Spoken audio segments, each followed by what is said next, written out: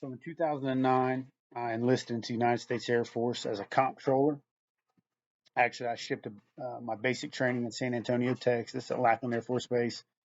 And that was where I found out I was going to be a comptroller as my job in the United States Air Force, which is basically a fancy word for financial management.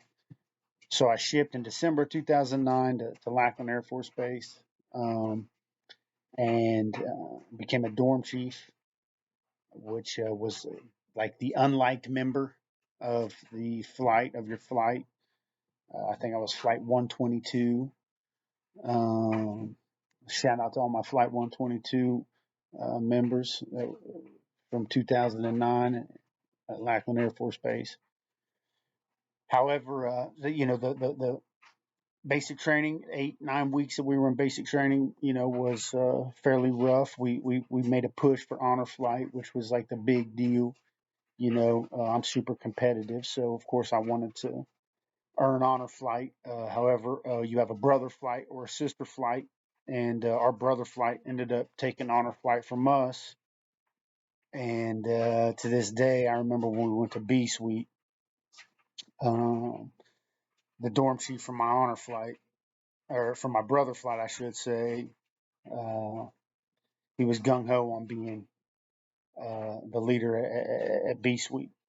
And I submitted to that, and I still to this day I think that was the difference in between them winning honor flight and us winning honor flight. However, uh, just like everything else, time moved on, and we all graduated basic training, um, and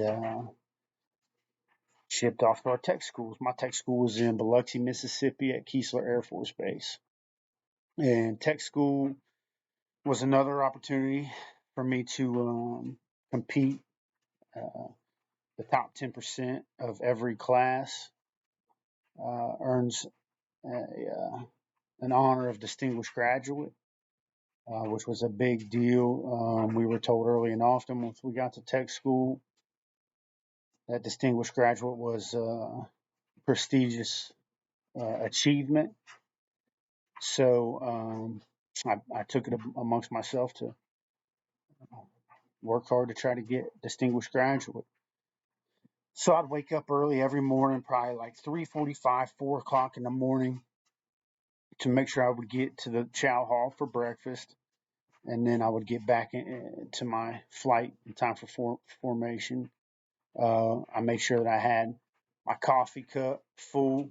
I had my coffee at breakfast, and I had a coffee cup full in my backpack to make sure I can sip coffee throughout the day as I was at my tech training, which was teaching me about how to be a comptroller.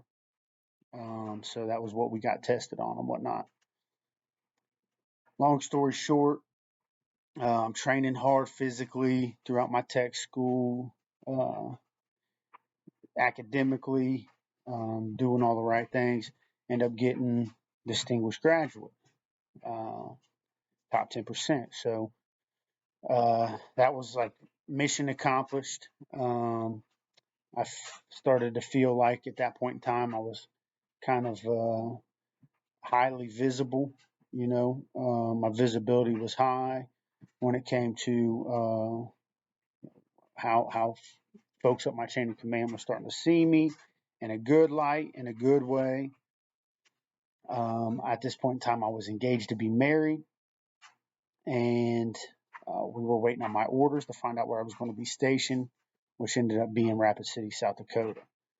We were not too happy about those orders, my fiance at the time and myself, but we had to accept them, obviously, move out to South Dakota after tech school, and um, meet a guy out there who played on the All Air Force softball team, another prestigious award. I told you I'm competitive. I started training my tail off. I was in the gym 5 days a week doing strength training, plyometrics, calisthenics. I had, on top of that, 3 days a week I was doing my physical training that was mandatory by the United States Air Force. I was 90 and above on all my PT tests. But my work performance started to suffer a little bit, I guess. I didn't really understand it at the time. I was processing travel vouchers, so folks who would deploy or go on temporary duty, we would process the voucher, send it to somebody who would audit it. If it would either get pushed through, and if they got pushed through, you would get a percentage of the vouchers that you processed as good. But for some reason, I had a lot of my vouchers come back bad, to the point where I got a bad evaluation performance report, EPR. So I'm doing really good as far as my physical training. I'm doing really good as far as like my PT test. I'm doing good in everything besides I get a bad evaluation. And so the guy who I met that was the All Air Force softball team, he got me in touch with the coach. I was playing a lot of softball out there in my spare time, playing good softball out there in my spare time. And so he got me, well, I put together a package. I got accepted.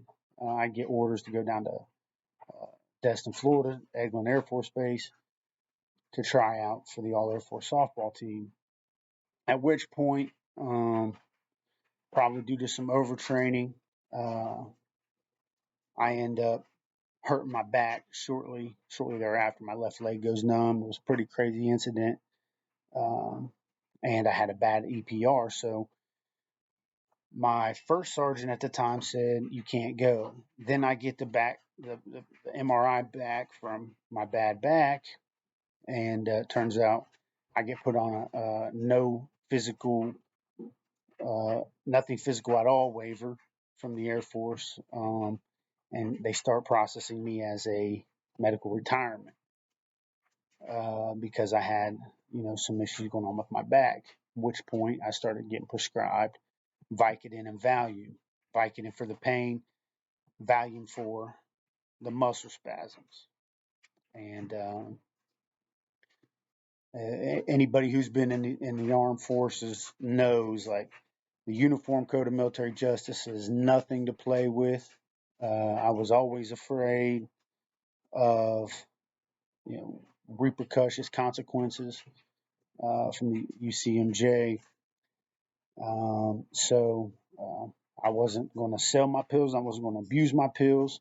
However, though, there was so much stress, I was taking my pills. And fast forward, I get some orders, which typically don't happen when you're facing a med board or medical retirement. I get orders to go to Charleston Air Force Base. My son was born at this point in time, and my wife at the time, my fiance from Keesler became my wife. We were married, and we had a son, and so we got orders to go to Charleston Air Force Base, South Carolina. So we pack up and move, and that is where really my that ended up being my demise. My entire life started to change at this point in time. So you guys stay tuned, subscribe, like, comment, questions, whatever you have, anything about this first phase of my journey. I'd love to answer them for you. I'm going to keep these videos short, but stay tuned. Episode 2, I can start to tell you guys about where my life started to kind of get derailed in Charleston, South Carolina. So I love you guys, and God bless.